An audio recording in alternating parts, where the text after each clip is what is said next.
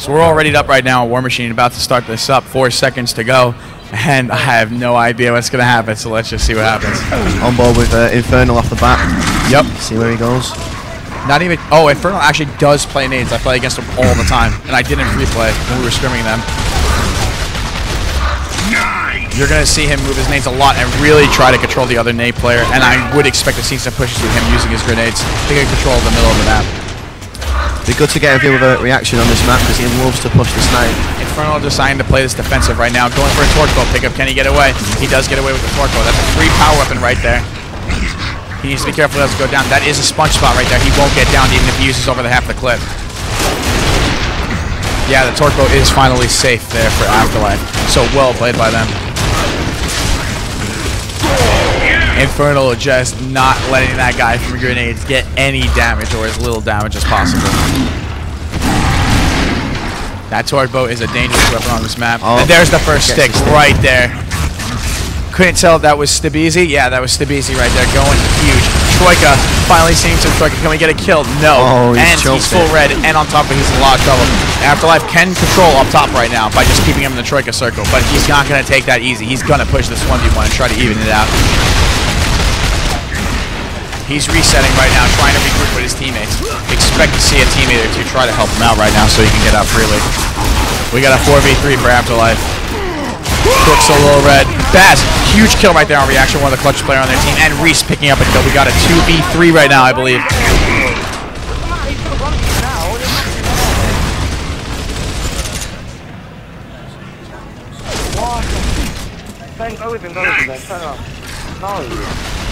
Infernal going crazy right now. He's in the zone as we get a zoom on his joysticks right there.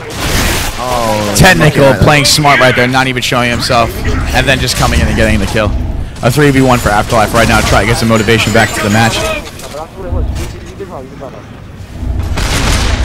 We're going to see that classic hold off and spawn right now, Joe. And Josh, I don't know what's going to happen. Can he do it? I don't know. He's got this against the poles. They've got power weapons, but, you know. He's going to go with the shotgun play right now. He's full red though. No, he's not going to make it this time. They played smart and they ran away. Yeah. There's nothing much he could do. If he'd stay back, he'd have got lanced down. If he gets you full red and he runs away and lets somebody do it, I mean, that's a bait and switch right there. It's a smart play.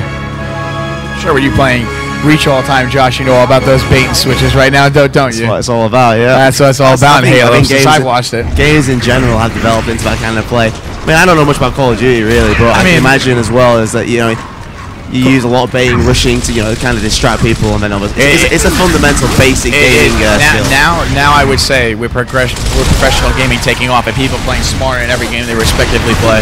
Bait switching is the point. Technical getting a kill. Steve going down, which is Jack, aka Crooks. Reaction picking up that kill, and right now again a 4v2 for Afterlife. They are not accepting losing right now. A great pistol right there. I don't know who that was from. I think Infernal. No, Infernal's dead. That was definitely from Red right there. Not really good idea to pick up a snipe right now, so I'm in a 4v1. Red trying to get a kill right now. Red picking that up, but he's going to go down. Doesn't get the points either. It's so hard in a 4v1 to clutch on a good team that has organized teamwork. Definitely, especially on this map where there's not many angles really where you can keep a close corner on. Well played by Afterlife right there, playing really smart right now. So this is Club X host right now, I think. No.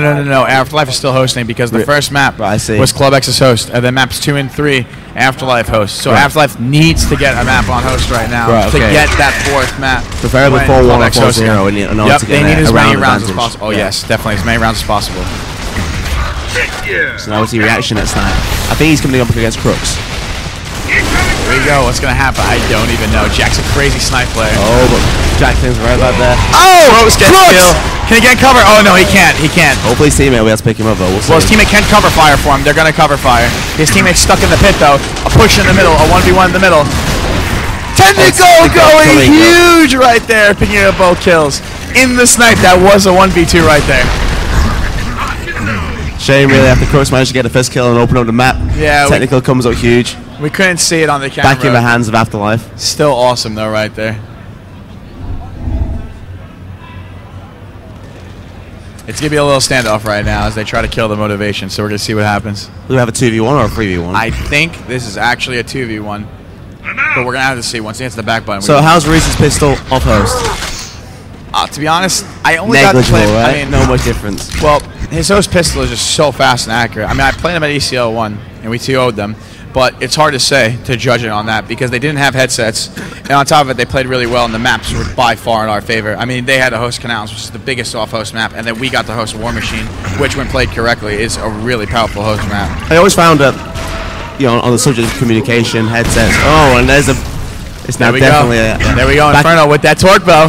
Not just good with a sniper, good with other power weapons as well. So with other games like Halo Reach, you know, communication is so key, so important. It being a respawn game, there's so many different factors. Gears of War, on the other hand, I always find that it's a lot more being in the zone.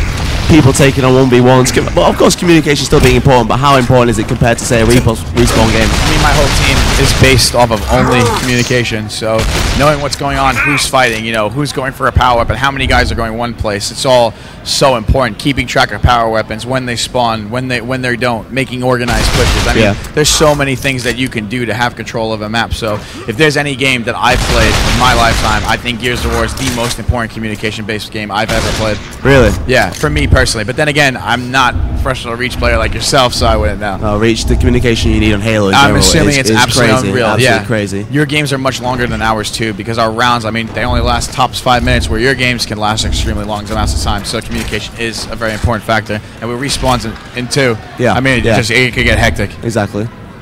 So now it's a 2v2 apparently. Infernal actually has really impressed me this game. Like this whole series. At the beginning of the game. Last minute pickup in replace of the Great Absinthe.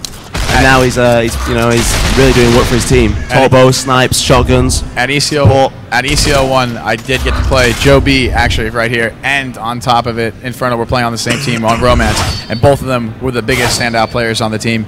So I expect them to go huge on this event, and Inferno is definitely impressing me so far. Definitely. I think he's always been a little bit held back by the fact that even though Romance were good back in the day, they never really had a consistent lineup. With Red switching in and out with Ross. Losing Ninja. Big problem. Well, Ninja was, you know, one of the most underrated. He was well regarded as a player. Yeah. Even then, he was still underrated. The work he did for his team as a captain, he never put up the biggest numbers. And yet, when the time came to, you know, when you need to clutch, when you have to clutch, a 1v2, you gotta come through. Using power weapons, he was always there at the right time.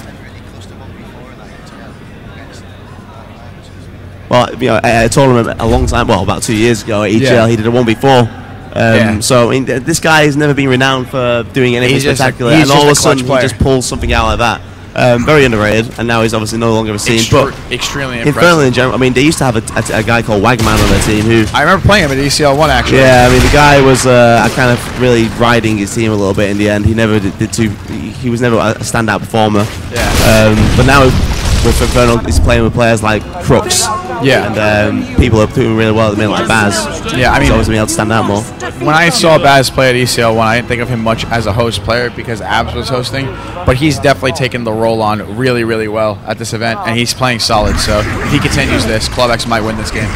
We'll see. So what's the score right now? That was a draw, I think. First draw. Yeah, we're not going to see many draws this map. These two teams are too aggressive. So all the it's not often. It was just a 2v2 and nobody wants to risk the loss. There's the push by Inferno. But Inferno getting focused down right there by Reese. That was definitely Reese right there. And possibly, I believe, somebody else, Stabizi. Yeah, there's a double focus fire on him right there. And he goes down. We got a 4v3 right now. In favor of Afterlife right now. But Afterlife does not have that snipe. They can completely close out on that guy at snipe right now. Or will they do it? I don't know. Nice weapon slide right there. But he's not going to get out. Be interested to see if the sniper keeps the shot. Yep. He definitely is keeping him down right now. But can he get away? That's the real question. If he can get away right now and get to a cover and get out, he gets out with the torque bow. Now we got 2 power weapons. Anything can happen. Stabizi takes out Red. 4v2. Stabizi going huge. Probably really underrated before this match, but definitely going to get some credit after no matter who wins right now. Everybody on both teams playing respectively well.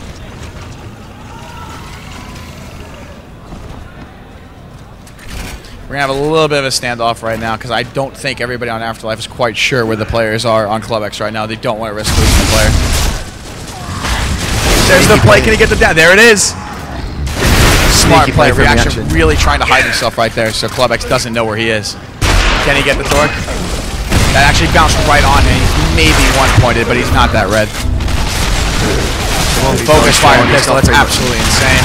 And he goes down. Great pistols done by Afterlife. A little bit of trash talking in game, and that's just how it goes. Stibeezy, I think, actually picked up every single kill that round, except for the one kill Reaction picked up on the right side of those sandbags at Snipe. 3-0 up now for Afterlife. Everybody in the crowd just looking at the TV screen, just wondering what's going to happen. And to be honest, I don't think the three of us know either.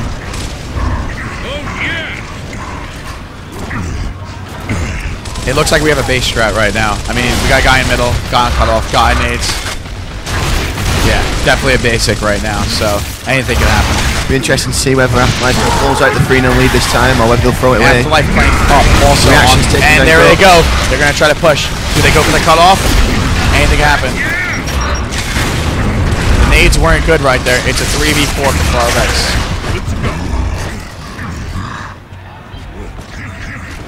Yeah, Clarvex is in a 3v4 right now. After seeing that LB, that's definitely confirmed. Clubex is trying to hold the up top right now, so... All the power weapons falling into the Afterlife hands. I do believe that they don't have all their grenades, though, because it looked like Inferno was trying to make a push, which is why he was running back on his own sandbag. I would assume he used a nade or two, but we really don't know because we weren't able to see it. If Afterlife play it smart, use the power weapons well, they should be able to close out their own. But oh yeah, definitely. I mean, they do have power weapon control right now, map control, and being stuck up top with no power weapons and no grenades. All I know, Joe, is that's not a situation I want to be in. I believe Reaction's just missed a standing still headshot. He's not happy with himself. As long as they could down a player right now and then capitalize, Afterlife will be in a very good situation. Making a big charge right now.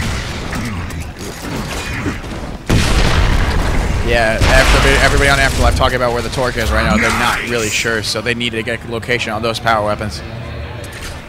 If the torque ball stays on this guy and he gets up, he's just no hope. Oh.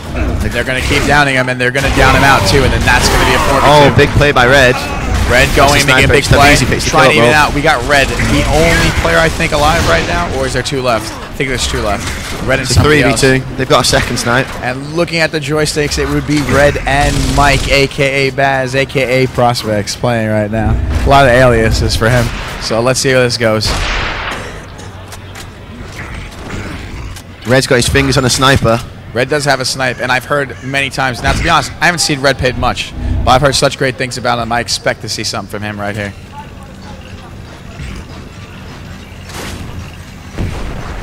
The power weapons have all fallen into Club X's hands now, even though Afterlife with both power weapons in their hands, the they can also control the other power weapon spawns to get more ammo to clutch the round. So let's just see what happens right here.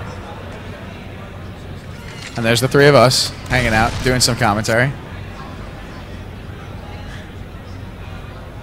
So let's see where this goes. We got a standoff right now because they can't risk losing somebody. He did connect that shot, by the way. It just wasn't an active or a headshot, so he didn't go down. Player's probably two-pointed.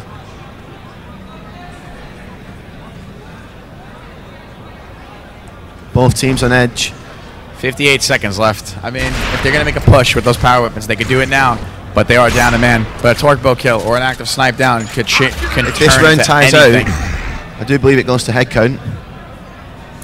What, the head count? This would be the second draw if it ties, so... I'm actually not familiar for that rule. How does that really work? Is that a just like a standoff rule?